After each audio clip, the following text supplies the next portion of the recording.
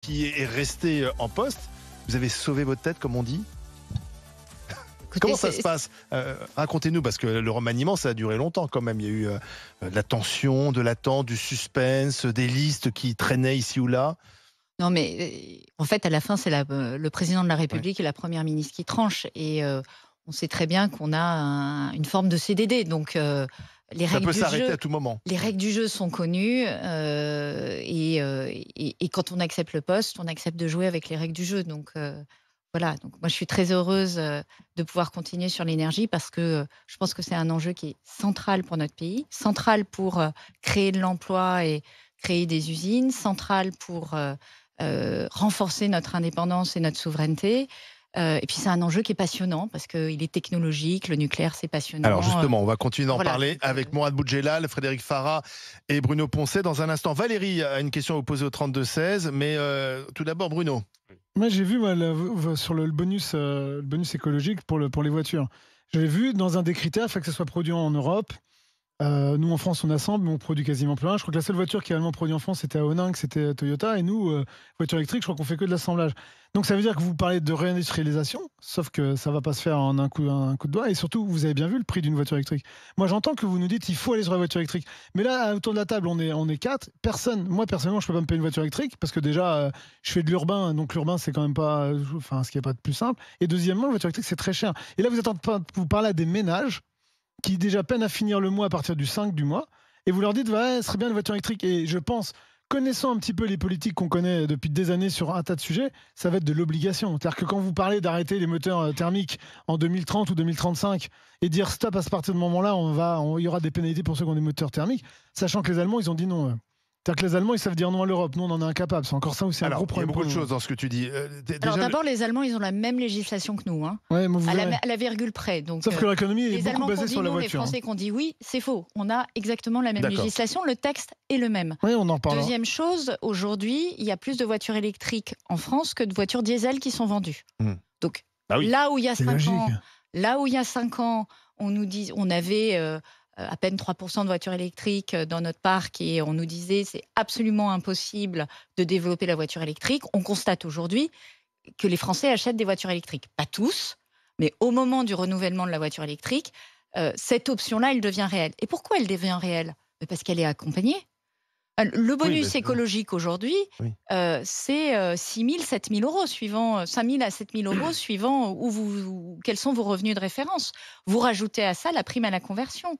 Vous rajoutez à ça les aides que certaines collectivités locales donnent, en particulier celles qui sont concernées par les zones à faible émission. D'accord. Et là, il y a un nouveau... C'est comme ça que je réponds à votre question, qui est excellente. Là, il y a un nouveau bonus écologique que vous voulez mettre en place.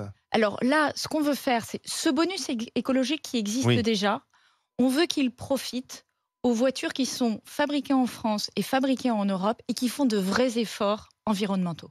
L'idée de dire que le bonus écologique va servir à financer une voiture qui est produite à l'autre bout du monde, sur la base d'une électricité charbon, ça ne nous convient pas. Et donc, aujourd'hui... Donc c'est un bonus écologique patriotique. Exactement. On donne un avantage compétitif aux entreprises françaises et européennes qui font des efforts pour réduire leurs émissions de gaz à effet de serre. Parce qu'il n'y a pas de raison que quand on fait des efforts, ce ne soit pas récompensé.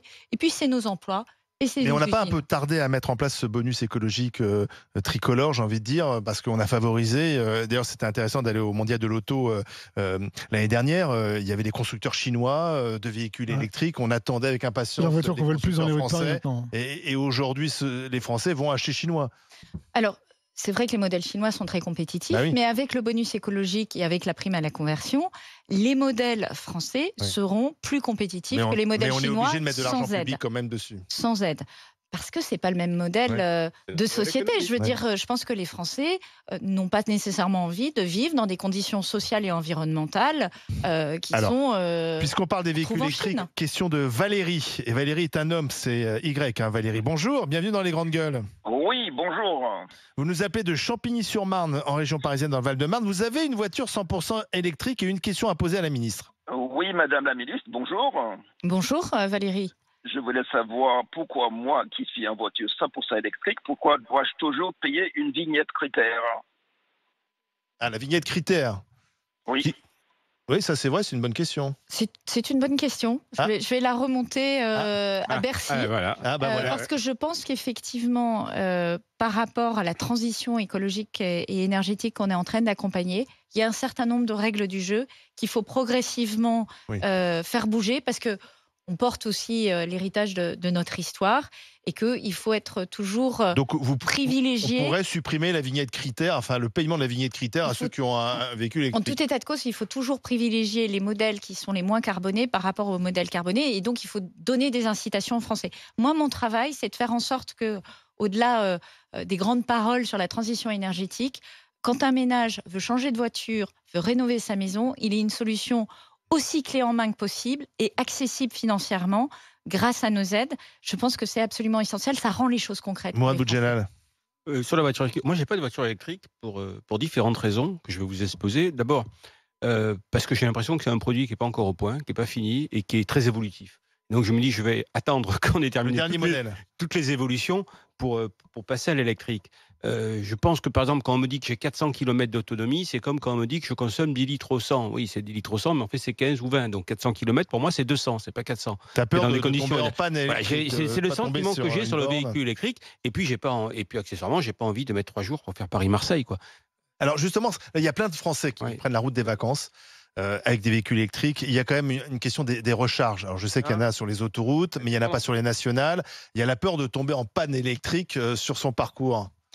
On est dans une transformation qui est totale. Donc effectivement, on n'a pas le confort d'avoir toutes les infrastructures d'ores et déjà déployées. Mais il y a 100 000 bornes de recharge qui ont été déployées. On a atteint cet objectif à la fin du mois de mai. On a un objectif de 400 000 bornes de recharge à horizon 2030. Il faut rajouter à ça les 1,3 million de bornes de recharge qu'il y a dans les copropriétés privées, à la maison, etc. Et donc, ce déploiement est en train de se faire de manière massive. Et vous avez raison de dire, ça évolue très vite, la voiture électrique. Mais aujourd'hui, Madame la Ministre, quand on mettra 5 minutes pour faire le plein d'électricité, vous verrez qu'il n'y aura plus besoin de se battre et de faire des voitures que tout le monde roule en électrique. Pour l'instant, c'est 20-25 minutes. Oui, 25 minutes. On est plutôt du côté de 20 minutes. Voilà. Mais s'il y a 3 personnes avant toi, c'est 1 heure. 15-20 minutes. Mais ça veut dire qu'il faut plus de bornes de recharge rapide. Et là, vous verrez que ça va se faire tout seul. Une plus grande capacité à charger et plus d'autonomie. Mais quand vous regardez les progrès en 3 ans, vous voyez que cette solution qui était regardée comme... Cette solution qui était regardée comme absolument inaccessible est en train de devenir réelle. Et ça coûte 3 fois moins cher. On pourra à tout le monde. Pardon, parce que Madame la Ministre, on doit se chauffer à électricité, on doit rouler électrique. Est-ce qu'on aura suffisamment d'électricité à fournir aux Français, même l'hiver? Alors, bonne nouvelle, c'est qu'on ne doit pas uniquement se chauffer à l'électricité. On peut se chauffer au biogaz, on peut utiliser la géothermie, on peut utiliser effectivement le pellet. Et les chaudières à gaz, vous en faites quoi? Vous les supprimez? Alors, les chaudières à gaz, ce que nous on fait, on a lancé une concertation avec l'ensemble de la filière, les associations de consommateurs, pour dire comment on diminue les émissions de gaz à effet de serre du bâtiment. Et en fait, vous avez 2 sources essentielles de ces émissions, c'est le gaz et c'est le fioul. Sur le fioul, on a déjà pris la décision, 2 ans, 3 ans, d'interdire, lorsque votre chaudière tombe en panne, ce n'est pas une interdiction d'utiliser les chaudières, c'est lorsque votre chaudière tombe en panne, vous ne pouvez plus désormais la remplacer. On ne peut plus remplacer sa chaudière. Sa chaudière par du fioul, on peut la remplacer par du gaz, on peut la remplacer par de la pompe à chaleur, par d'autres moyens. La question qui se pose, c'est comment on fait pour diminuer de 25% d'ici 2030 l'utilisation, le nombre de chaudières gaz qui sont utilisées pour les Français. Et donc, c'est encore une fois, quelle solution concrète je peux mettre sur la table pour quelqu'un qui a sa chaudière qui tombe en panne, de manière à faire en sorte qu'il ne soit plus prisonnier du gaz. C'est d'autant plus important qu'il faut savoir que le biogaz, par exemple, qui est le gaz qui émet moins de carbone que le gaz naturel, le gaz fossile, ça coûte 2-3 fois, peut-être un peu plus parfois, plus cher que le gaz naturel. Donc il ne faut pas piéger les Français dans des solutions qui sont coûteuses. Et le registre de solutions est assez large. Vous pouvez vous connecter sur un réseau de chaleur, vous pouvez utiliser différentes technologies, et c'est ça qu'on est en train de regarder avec la filière. Pas de décision, beaucoup de pragmatisme, mais en revanche, il ne faut pas mentir. Il ne faut pas mentir. Si vous voulez baisser les émissions de gaz à effet de serre, il faut diminuer notre consommation de gaz. Il nous reste 40 secondes.